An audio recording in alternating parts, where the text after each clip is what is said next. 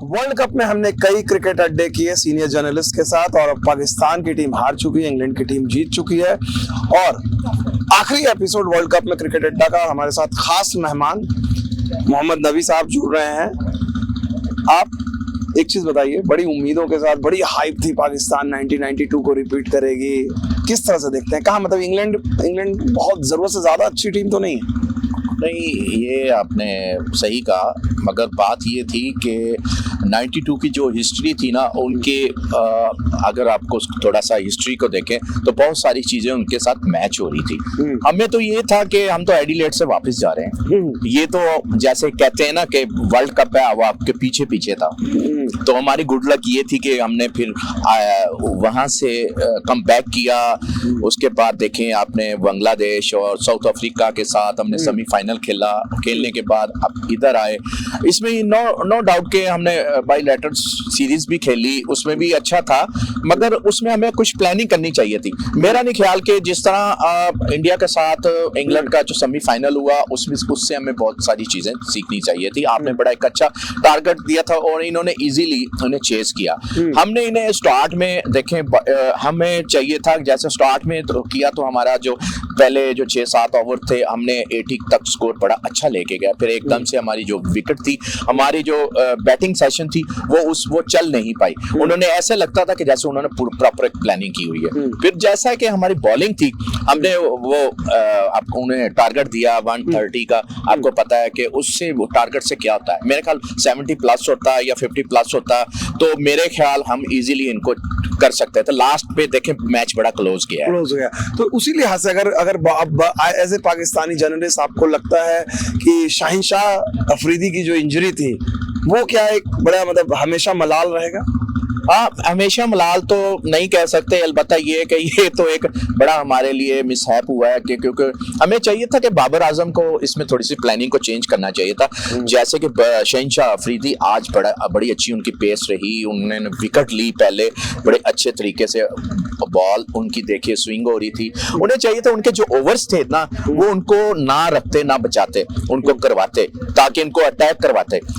हमारे पास ये 20 ओवर का खेलने वाला खेल नहीं था, क्योंकि ये खेल था ऐसा था कि हमने इनके जो अच्छे बैट्समैन थे वो हमने इनको साल्ट को, बटलर को, आप देखें उनको हमने पकड़ लिया था। पकड़ने के बाद उनका मिडल ऑर्डर हमने फ्लॉप कर दिया था, मगर वो फिर से वो एकदम से चले। वो एक प्लानिंग नजर आ रही थी, मगर हमें शहनशाह अफरीदी की इंजरी का तो दुख तो है फिर। बिल्कुल।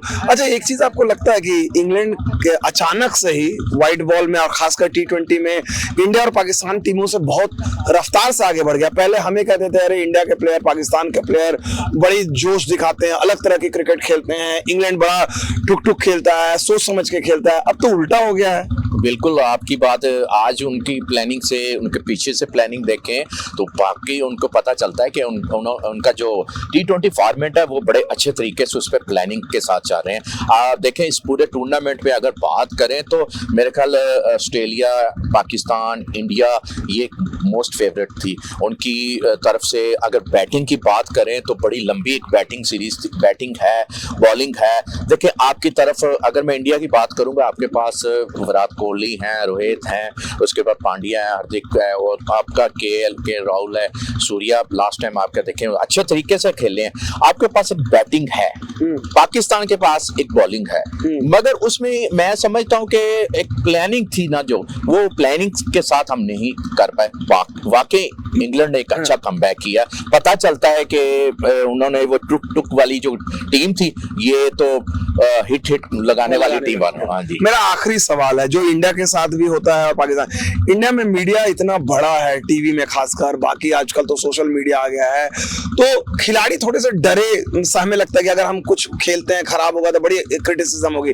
पाकिस्तानी मीडिया भी ऐसा हो गया, सोशल मीडिया चाहे चैनल्स हैं, आपको लगता है कि इतनी ज्यादा एनालिसिस, इतने ज्यादा एक्सपर्ट किसी और मुल्क में नहीं है इंडिया और पाकिस्तान में, और उसका भी असर जो है खिलाड़ियों का अप्रोच में पड़ता है, डिफेंसिव रहता है कि नहीं हमसे गलत ना हो जाए? बिल्कुल बिल्कुल, ये आपने सही कहा, मैं आपकी बात से इत्तेफाक करूंगा, क्योंकि हमें चाहिए कि हमारे जो प्लेयर्स हैं ये कौमी हीरोज हैं।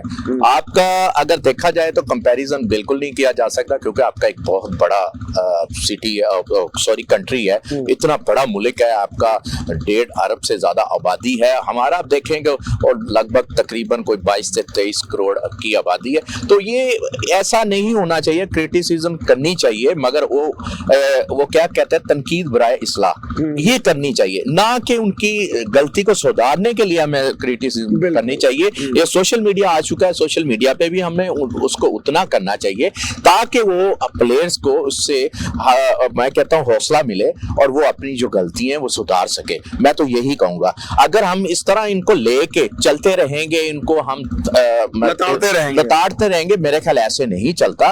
गलतियां होती रहती हैं। देखें आप सेमीफाइनल तक पहुंचे हैं, हम पिछली दफा भी सेमीफाइनल तक पहुंचे थे, हम यहाँ पे फाइनल में पहुंचे हैं, ये सारी चीजें होती हैं हमारी। बिल्कुल। चलिए बहुत बहुत शुक्रिया नवी साहब हमसे बातचीत करने के लिए, और उम्मीद करते हैं कि बहुत जल्दी मुलाकात होगी इंडिया और पाकिस्तान की एक और वर्ल्ड कप फाइनल में, जो शायद जो सबने सपना देखा था यहाँ हो नहीं पाया था।